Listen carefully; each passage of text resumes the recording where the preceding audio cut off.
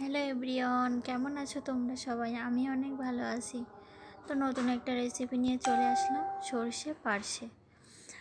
তো কড়াইতে আমি সরিষার তেলটা দিয়ে দিলাম। আর পার্শে সরিষাটা দিয়ে রান্না করতে গেলে অবশ্যই সরিষার তেল ব্যবহার করতে হবে।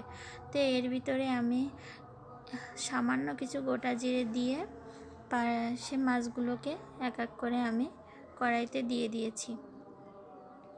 তো এবার মাছগুলোকে দিয়ে আমি এই তো দেখতে পাচ্ছ আমি কালো সরিষা আর হলুদ সরিষা আর কাঁচা লঙ্কা আর সামান্য একটু লবণ দিয়ে আমি এগুলোকে বেটে নিয়েছিলাম শিলপাটায়।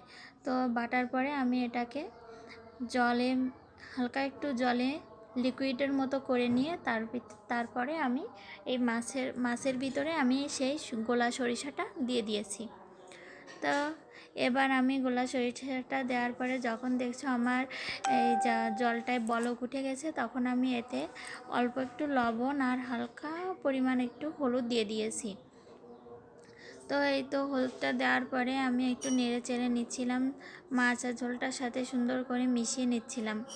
এরপর আমি মাছটা সিদ্ধ হওয়ার জন্য কিছুক্ষণ জন্য আমি ঢাকা দিয়ে দিয়েছি। তো 5 মিনিট পরে আমি ঢাকনাটা তুলে নিয়েছি। তো এরপরে আমি দুটো কাঁচা লঙ্কা হালকা একটু মাথা ফেরে দিয়ে দিয়েছি, শুধু একটু হালকা একটা ফ্লেভারের জন্য।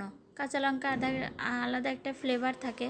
তো এরপরে আমি ঝোলের ভিতরে একটু কাঁচা সরিষার তেল দিয়ে দিয়েছি। কাঁচা সরিষার তেলটা দিলে কি হয়, একটা সরিষার তো একটা অন্যরকম ফ্লেভার থাকে, আর তার সাথে সরিষা বাটা আর তার ভিতরে একটু কাঁচা সরিষার তেল দিলে একটা অন্যরকম স্বাদ আসে। তো এই তো আমার সরিষাটা হয়ে গেছে, পার্শে মাছের সরিষা বাটা। তো এটা আমার হয়ে গেছে, এখন দেখতেই পাচ্ছ আমি প্লেটে নামিয়ে নিয়েছি। আর এভাবে খেতে অনেক মজা হয়, খেয়ে দেখো তোমরাও একবার।